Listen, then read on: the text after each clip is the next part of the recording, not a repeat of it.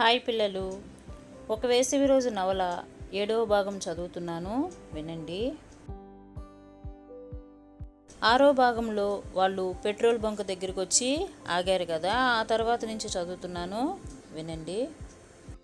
అతడు నా మెడ వదిలిపెట్టాడు. నేను మెల్లగా పైకి లేచాను. ఒక్క క్షణం పాటు స్పృహ తప్పిపోతానని అనిపించింది. అంతా చీకటిమయంగా మారింది. ఎలాగో చేతులు చాచి కిటికీ అద్దాలు పైకెత్తాను. కిటికీ అద్దాలు పైకెత్తమని అన్నాడు తన మెడ వదిలి. కిటికీ అద్దాలు పైకెత్తాడనమాట. అది చేస్తున్నప్పుడే మెల్లగా డోర్ లాక్ కూడా తీశాను. తరువాత సీటుకి తల ఆనించి కూర్చున్నాను. నా వైపు నాన్న ఆందోళనతో చూస్తున్నాడు. కంగారు పడుతున్నాడు, ఏమన్నా అయిందేమోనని. నేను అతన్ని చూసి నవ్వి కళ్ళు మూసుకున్నాను.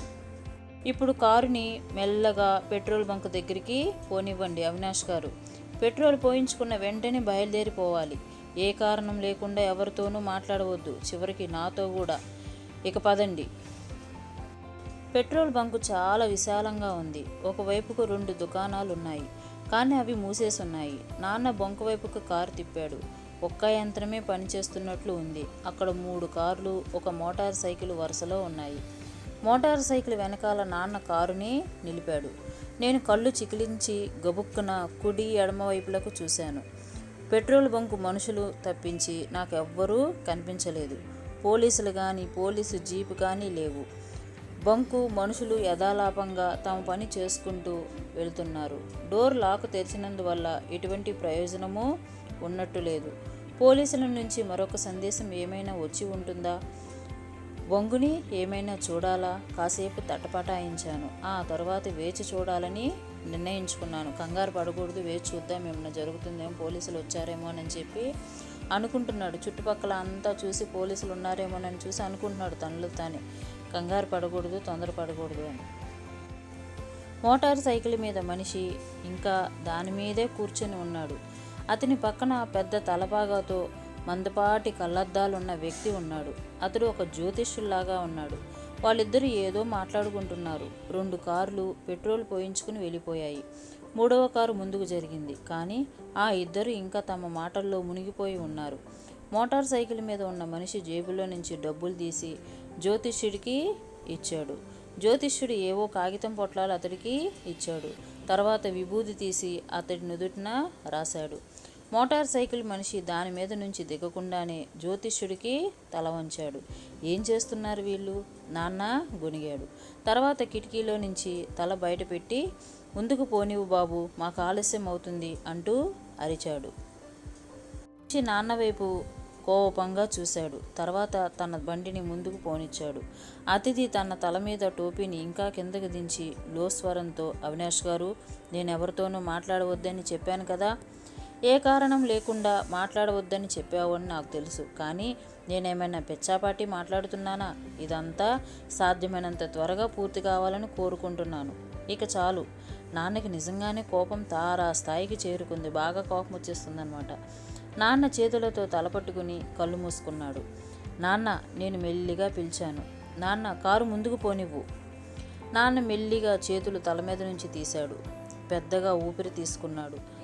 కారును మెల్లగా ముందుకి పోనిచ్చాడు. ఇంతలో ఏదో అదహట్టున వెనుక నుంచి దానిని నెట్టింది. కారు ఒక్కసారిగా ముందుకు దూకి మోటార్ సైకిల్ను తాకింది. ఎక్కడో ఏదో పగిలింది. ముగ్గురం వెనక్కి తిరిగాం. ఒక నల్ల పోలీస్ సరిగా మా వెనక ఆగి ఉంది. అది రావడం అసలు మేమెవ్వరం గమనించనే లేదు. దేవుడా, ఈరోజు కష్టాలకు అంతులేదా? నాన్న బాధగా అరిచాడు. మోటార్ సైకిల్ మీద ఉన్న మనిషి పడిపోబోయినంత పనయింది. అతడు తన మోటార్ సైకిల్ను పక్క స్టాండ్ మీద నిలబెట్టి మా వైపుకు కోపంగా వస్తున్నాడు. ఇందాకటి నుంచి చూస్తున్నాను నీ ప్రవర్తన. నీకు అసలు బండి నడపడం వచ్చా? అతను పెద్దగా అరుస్తున్నాడు. చూడు, నా మోటార్ సైకిల్ని ఏం చేసావో చూడు. చూడు బాబు, నేనేం చేయలేదు. ఆ వెనక ఉన్న కారు వచ్చి నా కారును గుద్దింది, నాన్న చిరాకు పడుతూ అన్నాడు. బండ్లు గుద్దుకోవడం మా వాదన చూసి పెట్రోల్ బంకు వాళ్ళు, జ్యోతిష్యుడు, పోలీస్ కారులో నుంచి 3 వ్యక్తులు వచ్చి మా కారు చుట్టూ గుమ్మిగూడారు. ఆ ముగ్గురిలో ఒక మహిళ కూడా ఉంది. ఆ గందరగోళం అంతా ఏమిటి? పోలీసుల జాడ ఇప్పటికి కూడా లేదు. వాళ్ళు మరొక పెట్రోల్ బంకు దగ్గర ఎదురు చూడడం లేదు కదా. నేను వెనక్కి తిరిగి రోడ్డు వైపు చూడడానికి ప్రయత్నించాను. నేనేం చేయాలి? ఈ గందరగోళంలో నేను తప్పించుకోవడానికి ప్రయత్నించాలా? ఎంతమంది చూస్తూ ఉండగా అతడు ఏం చేస్తాడు? కానీ అతని దగ్గర కత్తి ఉంది.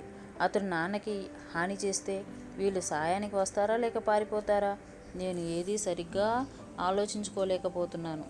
ఇంతలో మోటారు సైకిల్ వ్యక్తి అరవడం వినిపించింది. నువ్వు బయటికి రా, నీ సంగతి చూస్తాను. నాన్న తలుపు తీసేసరికి నేను నిజంగా కంగారు పడిపోయాను. నాన్న వద్దు, ఆగు ఆగు. నేను అరుస్తూ నాన్న చొక్కా పట్టుకుని లాగడానికి ప్రయత్నించాను. కానీ ఆ వ్యక్తి నాన్న చెయ్యి పట్టుకుని బయటకు లాగేశాడు. నేను ఏమీ చేయలేకపోయాను. కుడివైపు తలుపు తీసి బయటకు దూకేశాను. ఆ వ్యక్తి నాన్న కింద పడేసేసి అతని మీదకి వంగి ఉన్నాడు. ఎవరో నన్ను భుజాలు పట్టుకుని కిందకి నెట్టారు. అతను నన్ను నేలకి ఆనించి, పోలీసులు, కంగారు పడవద్దు, కింద పడుకుని ఉండు అంటూ చెవిలో గుసగుసగా చెప్పారు. అంటే వాళ్ళందరూ ఎవరు? పోలీసులు. ఇదంతా ఎలా జరుగుతుందో ఒక ప్లాన్ ప్రకారం జరుగుతుందన్నమాట వాళ్ళని రక్షించడానికి. అర్థమవుతుందా మీకు? ఒక్క క్షణం గడిచిందో లేదో అదే గొంతుక, ఇక లేవండి, అంతా అయిపోయింది అంది. అయిపోయిందా? అంతలోనే తుపాకులు పేలలేదు, సినిమాల్లో లాగా డిష్యూమ్ లేదు.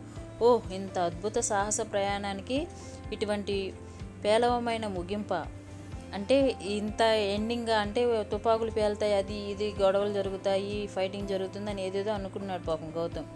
కొంత నిరాశకు లోనయ్యాననే చెప్పాలి. నేను లేచి నిలబడి బట్టలకు అంటుకున్న దుమ్ము దులుపుకున్నాను. తర్వాత చుట్టూ చూశాను. మా అతిథి వీపు నా వైపుకు ఉంది. అతడి చేతులు కారు మీద పెట్టి ఉన్నాడు. జ్యోతిష్యులు అతన్ని సోదా చేస్తున్నాడు. మహిళ, పెట్రోల్ బంకు సహాయకులు తుపాకులు ఎక్కుపెట్టి నిలబడి ఉన్నారు.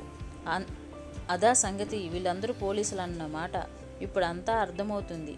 ఇంతమంది పోలీసులు ఉండగా అతిథి ఒక్కడు ఏం చేయగలడు? అందుకనే పిల్లిలాగా లొంగిపోయాడు. అతన్ని సోదా చేయడం పూర్తయిన తరువాత జ్యోతిష్యుడు అతడి చేతులు వెనక్కి పెట్టి బేడీలు వేశాడు. అతిథి ఇటు తిరిగాడు. అతడు ఇప్పుడు నల్ల కళ్ళద్దాలు పెట్టుకుని లేడు. అతడు తల ఎత్తి నా వైపు తేరిపారా చూశాడు. ఒక క్షణం పాటు నా కళ్ళు వణికాయి.